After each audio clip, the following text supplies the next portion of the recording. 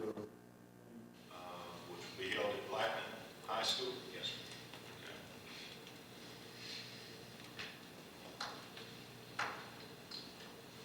Okay, special course requirement.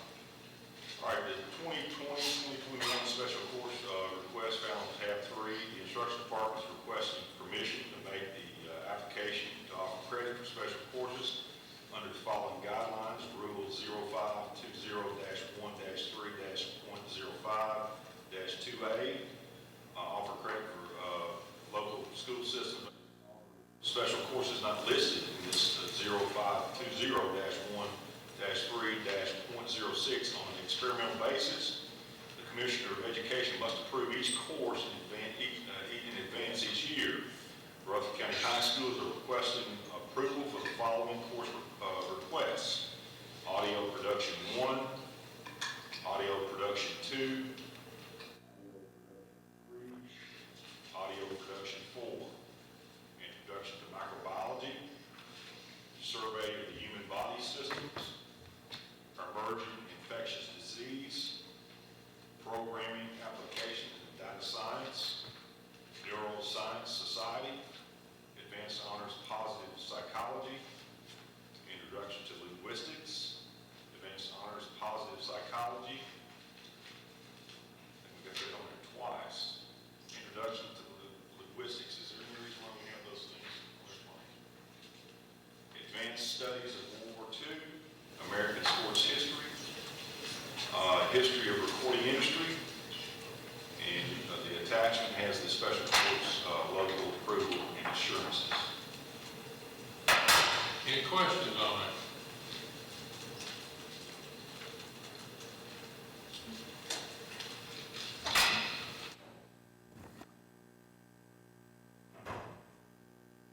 Okay, Safe School Grant Proposal.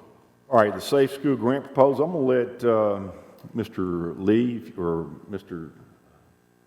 there he is, Mr. Krim explain what this is and why.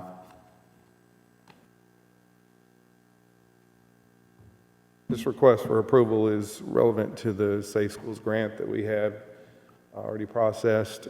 It is for 3D mapping of selected schools in our district.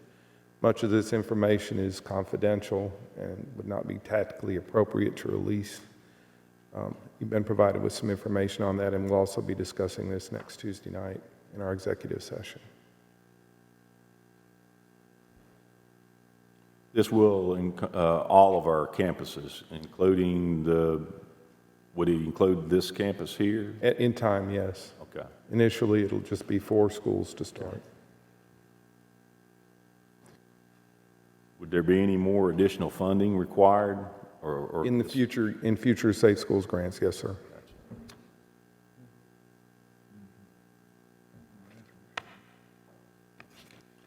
We're also working with Rutherford County GIS on this as well.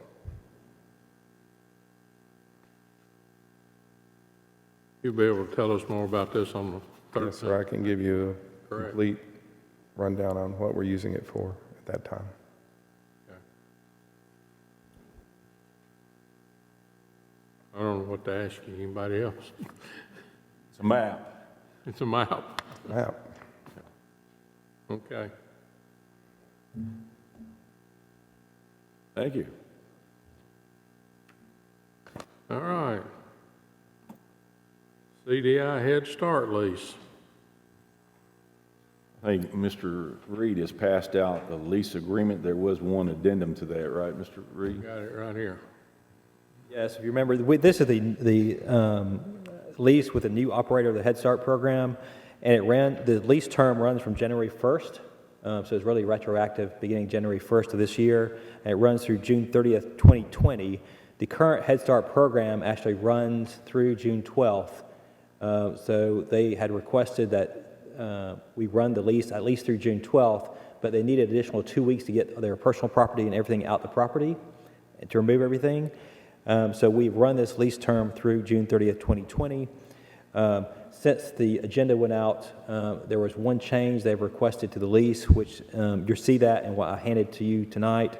Under item 2, which is the underlined section that says there, in the event, for some reason, they don't get funding to continue operating the Head Start program, they can give us 30 days notice and then can terminate this lease early.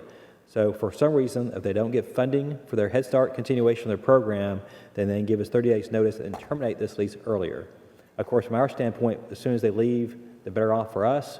So I don't see a problem with their additional language. Okay, any Thank you. questions? Thank you, Mr. Reed. Okay. Laverne Primary. Okay, Laverne Primary, Roy Waldron discussion. This is for information only. Laverne Primary and Roy Waldron Elementary currently operate as two separate entities. They're both titled. Laverne Primary serves K-1, and Roy Waldron serves grades K-2, 2nd through 5. This structure creates unique challenges, and Laverne Primary School is the only K-1 school in the district. The K-1 structure also prevents Laverne Primary School from having any school state testing data or state accountability. We've been looking at this for a while, and we've been in discussions with both staffs from both Laverne Primary and Roy Waldron. I think it's perhaps maybe, about 100 yards from Laverne Primary to 150 yards. As we look at the instruction that's taking place, obviously we want to grow each one of those grade levels, and there's really not a cohesiveness that is occurring between the two schools because Laverne Primary has no accountability. So what we're looking at, and we've been looking at, actually this is about 1.5 years, is merging the two schools together under one school. And we've been working through the State Department and discussing it with the faculty and the administration of both schools, so they've been aware of that. And we did look at the implications of titles, so you might want to speak on that. So really, in looking at this, wanted to promote the continuity of these students who are going from Laverne Primary directly into Roy Waldron. And we want to make sure that what is happening at both schools is conducive to what's best for our students. From an operational standpoint, there probably would be very few changes that you're looking at. Probably your K-1 students are going to stay in your Laverne Primary building. Your Roy Waldron students are going to stay in their 2-5 building. But just making sure that that entire faculty is together with a common mission, since they are making sure they're working towards the same goal with the students. From a title standpoint, you would probably be increasing your title funding because you have a larger student population. And then you would also have more of a cohesiveness of, say, Roy Waldron this year was a level 5 school. Laverne Primary absolutely helped promote that. But you don't have that sense of celebration because Laverne Primary and Kindergarten First, there is no accountability. And so that's the reasoning for it. We have in our sister city with Murfreesboro schools, they have Mitchell Nelson that operates in a very similar fashion. Okay, anyone have any questions on that? Just to be clear, the students would stay in the same buildings. We're just talking about making them one. But they would come Right. under one. They would come under Roy Waldron School, because that's the school that has the state testing accountability tied to it. And then you would just basically have one school, when we think about it, one school number, one school name. Okay, thank you. Currently, both, the two principals would remain as principals, but as one or two leave, we would reduce that down to one and add a full-time AP, because they currently just have a half-time AP. Yeah, right now, Laverne Primary has a full-time principal and part-time AP.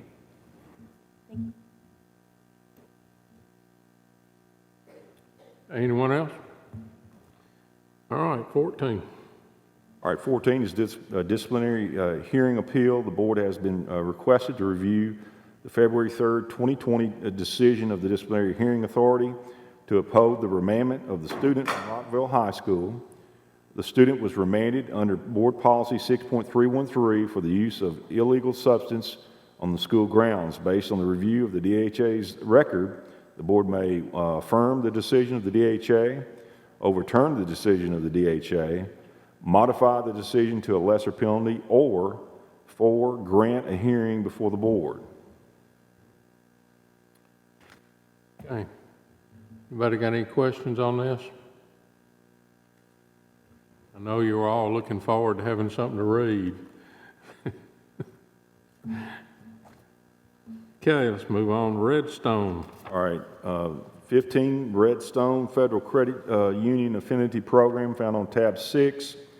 Redstone Federal Credit Union and Blackman High School wish to partner together for Redstone's Affinity Program. If approved, the Redstone Affinity will work with BHS to market the program to the community.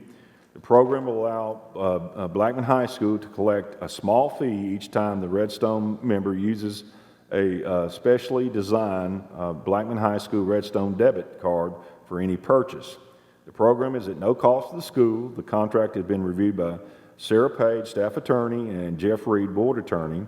Redstone hopes to have the program running to coincide with the opening of the Blackman High School branch in the fall of 2020. I thought we voted on that.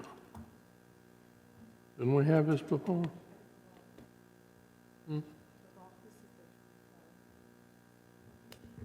You're right, Chairman. There was a vote for us to explore the ability to do this, and we had passed the policy that opened the door, and now we've got the final contract ready to go, working with Mike over at Redstone. So you're correct. You've seen that concept before. This is for the actual. Okay. This makes it official, right? That's correct. Any questions on that? 16, facilities. All right, tab 7, found on tab 7, Thurman Francis Arts Academy. Principal Jeff McCann has requested 2 projects for Thurman Francis.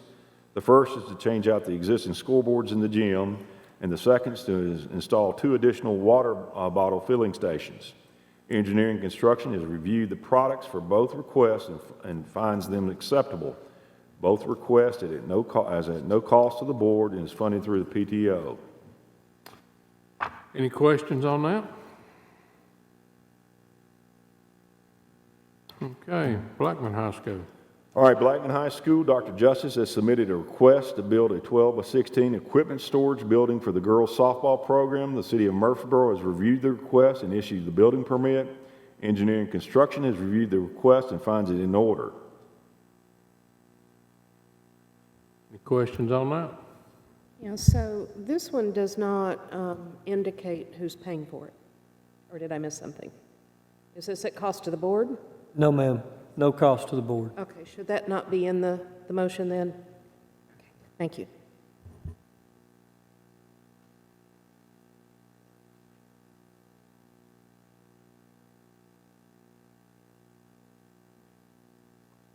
Okay, anyone else? Okay. Insurance. We don't have anything at this time, but of course, before the next board meeting on the 27th, there'll be an insurance committee meeting. Of course, they still haven't released any of the new rates for the next upcoming fiscal year for the health insurance. Speaking today with another district that's under the state health plans, and a lot of the counties, of course, that school systems piggyback the state health plans. They're looking at a 7% increase that I was told from this other district, from the state plan. So I don't know what our increase is going to be on our county plans, but I'll keep you posted when I get information. Okay, thank you. Do I have any questions on that? Okay, director's update.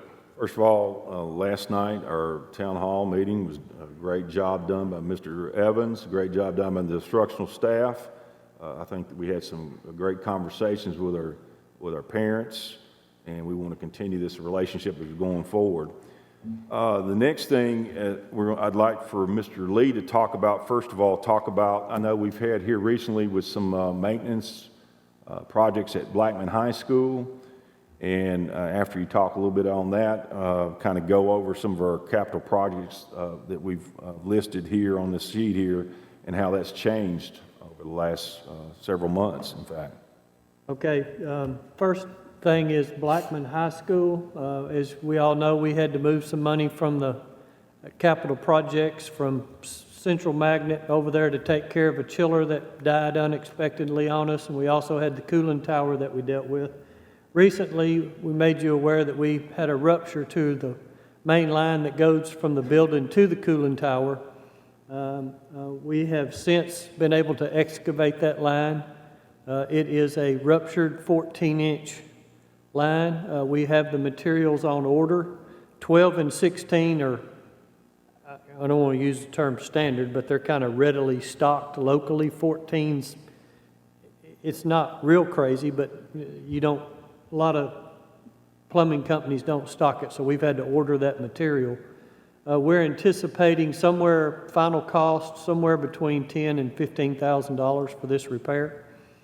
I had a couple of board members that asked if we could pull last year's repair records cost for Blackman High School and also just pull Siegel High because they were built a couple of years apart as a comparison. Blackman High School last year we spent $176,561.45 on maintenance repair. That's material only. We have approximately 1,821 man hours at Blackman High School. In comparison, at Siegel High last year, we had $75,436.80 in repairs and 1,448 man hours. So it's more than almost 2.5 times material-wise at Blackman High last year as compared to Siegel High. Comparable square footage, comparable buildings. So that was some information that was asked for that we provided. With the age of Blackman High and some of the things that we're seeing, I would expect this trend to continue until all of the original large components for HVAC and things like that are replaced. And in the meantime, we'll do the best we can, but I would expect this trend to kind of stay in this same pattern. Any questions on that? Mr. Lee, just curious, so what is the age difference between Blackman High and Siegel? How many years? I want to say 4. Okay. I'd have to, it's either 3, Mr. Spurlock's saying 3, I had Blackman 4 opened on in my. 2000 and Siegel opened in 2003. Okay. All right. Thank you. Same builder? Was it the same builder? No, ma'am, they're comparable in square footage, but the buildings are different. But it'd be like I don't know, comparing 2 homes that are basically the same square footage built 2 years apart. I mean, you know, if you they're both load-bearing block with brick, which is typical for all of our buildings. They're comparable in VCT. They're both what we call 4-pipe systems, meaning they're capable of providing heat or cooling at any time during the year. So from that standpoint, they're similar but different.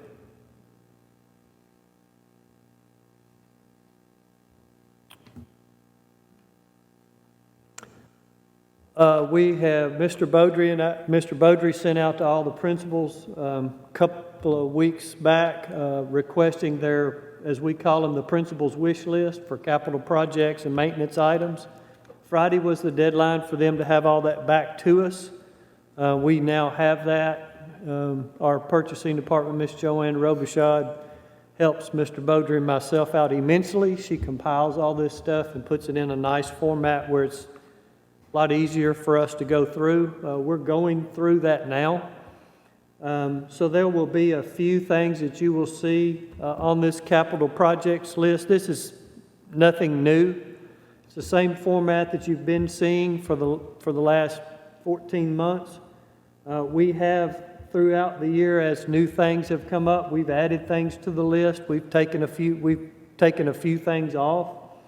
There will be some new items probably in the next week to 10 days as we go through these lists, things that the schools have asked for that maybe we did not have anticipated. Like I had one school that sent in a request to have their hallways and their auditorium painted.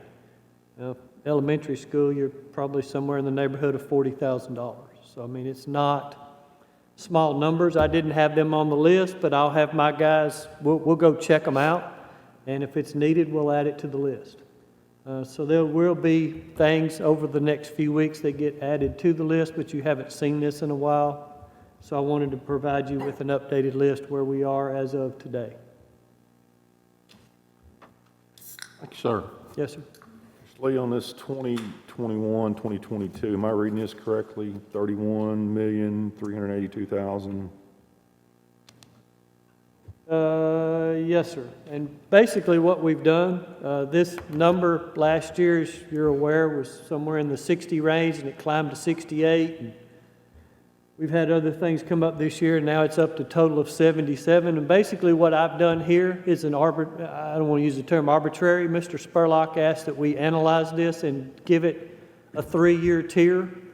What do we need to do this year? What's next? What can we hold off till next year, and what's the third year? This year we received 7.2 million is what we received from the county for capital projects. So as you can see, if we get 7.2 again this year, and we're showing 31 million, it's just we're getting exponentially further behind. Earlier when I talked a little bit about a couple of different options. We can maybe treat this as a major capital project. We go to the county commissioners, and an option is to treat it like a new school. We do one of these, a third each year. Another option would be to use one of these energy management type folks where they come in and help us, and Williamson County, some of our surrounding counties are using this method because they're able to basically get this low interest money, and after about year 1 or year 2, their savings are beginning to make the payments. But you would be looking at somewhere between 18 and 20-year payback to be able to pay it back off.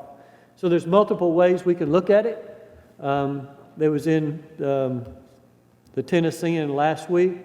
Metro Schools submitted their capital projects budget to the city. It's $368 million.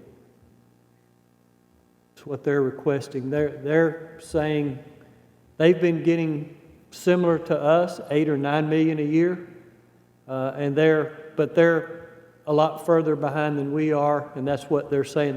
We're saying they should have been spending 60 million a year just on HVAC alone. So there's that. I noticed there's some at the bottom there, portables. Yes, sir. How many portables do we think we need this coming year? Well, here's our thing with portables. We have 3 coming available from Rock Springs Elementary. Our intention for those spoken for going to Rockville Middle. That's where those have already been assigned. They need 3 desperately. Dr. Sullivan has been, I'm not going to use the term scared, he's been leery of sending out his request for portables, who needs additional classroom space. He's sending that out this week. It's going out Friday. He's sending it out this week. We do know 10 locations right now that have requested at least 2.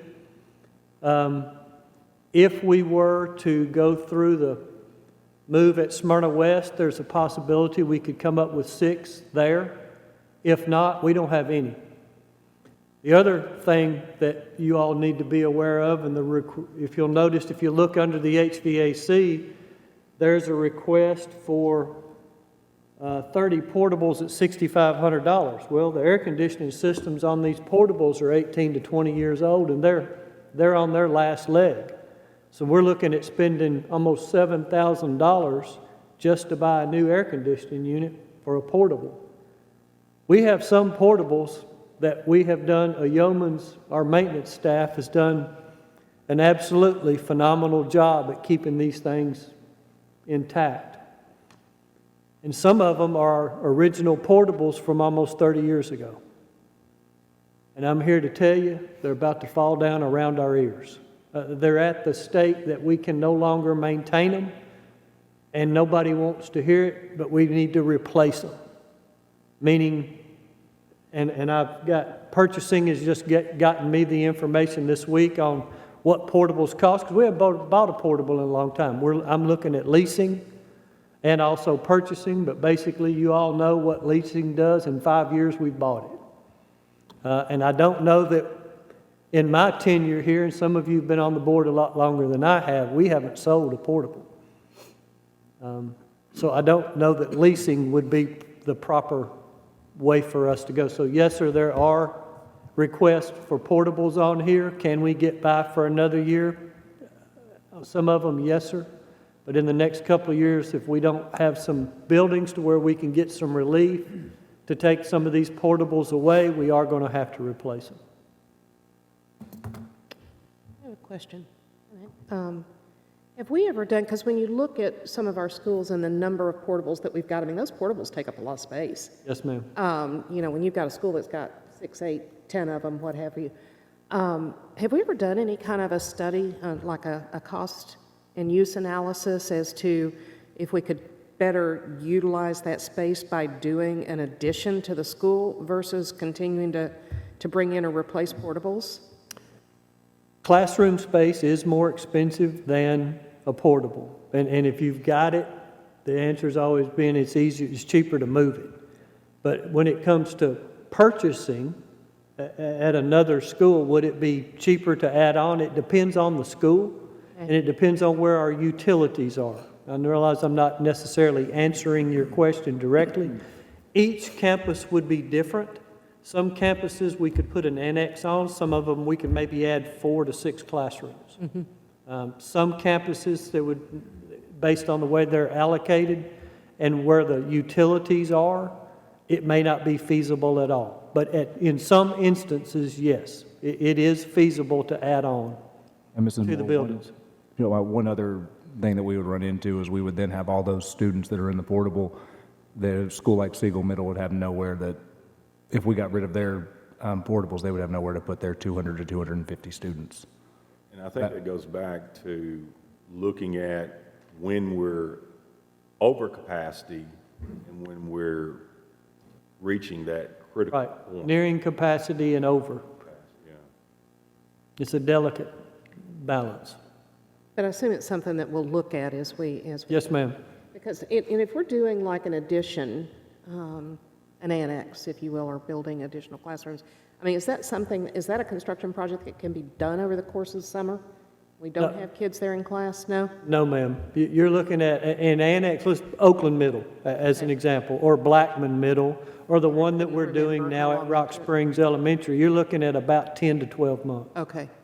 If it was small 4 classrooms, if the portables are in the right location, then unfortunately in the past, we've put the portables probably in the areas where the addition would need to be, because it's the best place for the children to be. It's as close to the building as we can get them.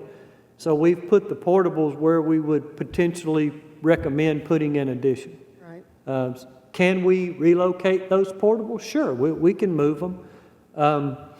To give you an idea, it would cost roughly $7,000 just to pick it up and move it from one place to another. Then you've got new ramps, you've got the electrical service connection, reconnection for fire alarm, PAC. You're probably looking at $20,000 to $25,000 just to move one and set it back up for children. So, but there may be a campus where that is the answer. We need to temporarily move them, bite the bullet, move them out of the way, and build a 6 or 8 classroom addition. Thank you. The problem is we've kicked the can down the road several times here, not keeping up with our growth. We're 2 schools behind just with portables. If we took all the portables out of the system, we'd probably build 2 schools just to replace those portables. And then we've got 1,000 student increase every year. Well, that would require us to build a school every year. We're not averaging that. So if we want to fix this problem, we've got to start stepping up to the plate and building some schools, is the way I see it now. I know it's hard, it's easier said than done as far as getting the funding, but this problem will never go away if we keep operating the way we're operating. That's just... And you know, Mr. Young, I'm glad you brought that up. I was approached by a commissioner this week, a couple of them have called me concerning taking another look at multi-track school schedules. I think we've done this in the past. I think we did it, if I'm not mistaken, at Cedar Grove, and what other school did we do it? Siegel Middle operated on the year-round and the traditional schedule. Kind of a little bit different. You know, what I've done is I've had Dr. Sullivan take charge of this, and he's going to be requesting probably a board member, some parents, commissioners, obviously. You know, one of the things as I talk to them about, it's probably more feasible in an elementary school. It's probably less feasible in secondary schools. You know, it works well in some parts of the United States because not every, usually like let's take California for example, they've had some multi-tracks. And some of those locations are so dense that they don't have bus service. They either drop them off or they walk to school because of the density. So it does work well there. The other issue, and like I explained to the commissioner, is that, you know, we have a challenge. For example, if a family has one kid in elementary school and their schedule is in conflict with a child that's in the middle school or the high school. So we've had, you know, rezoning is a challenge. Dealing with that would be even a greater challenge. But it may be something we do. I think we have to do our due diligence and you know, to show that our funding body that we are doing everything that we can do to eliminate some of the problems that overcrowding this creates. So, you know, I mean, I agree with you, Mr. Young. We could start building tomorrow, and we probably still couldn't catch up. Yeah. Anyone else? Last thing I want to talk about, it was requested of me by Mr. Estes, and I think a couple, maybe another board member or so, that as we go into our budget time, that each one of our assistant superintendents will present their part of the overall budget. Now, obviously, Mr. Beaudry, you're the keeper of the budget, but curriculum and instruction, our engineering, and anything that impacts the budget, they would actually present it to the board. Okay, thank you. Tennessee Legislative Network? I'll have something on Thursday, thank you. You? Federal? I have something for you Thursday. Okay, thank you. General discussion. As far as this capital project request and falling so far behind that we are on a regular basis, even though we may dump in $7 million, we fall more than that behind every year. And I just want to remind you, Mr. Lee, not that you need reminding on this, but again, we meet with the budget and health and ed in a couple of months. If I recall, you explained this problem to them, if I remember right, 3 times. The last time we were with them. I think they got it. They're aware of this right here. So I look forward to your explanation again and how far behind we are, because Mr. Young is exactly right about the schools in general, and this right here is just going to get worse until we will be Metro. Metro will be talking about us and how far behind we are. They're aware of it. If they're not going to respond to it any more than they have, and that's something we're going to have to. We'll have to deal with that. If we don't have the money, we don't have it. Thank you, Mr. Chairman. Just to share a little more salt to the wound, I heard some numbers today. There's already in Rutherford County at least 10,000 units already went through planning and approved to be built here in Rutherford County. If that's the case, and we factor in 1.5 is what I think we use for students, that's 15,000 students that's already come to this county if they build out the way they've got it planned. So, you know, we're never going to catch up. if we continue down this path, the way we've been going down since I've been on the school board, we're just not building enough schools to keep up with the growth. And the growth isn't paying for itself. It never has, and I don't know that it ever will. So it's really got us in a tight situation here, and I don't know how we can get out of it, but buying portables, I sure hate to start buying more portables. It just really irritates me that we haven't even discussed it. But that's all I got to say.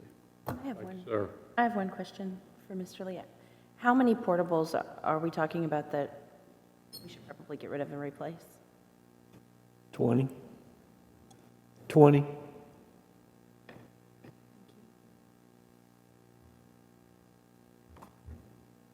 All right, anyone else?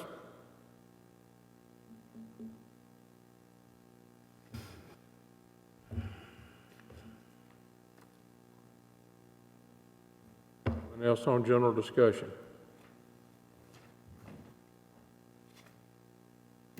Nothing else, we'll be adjourned.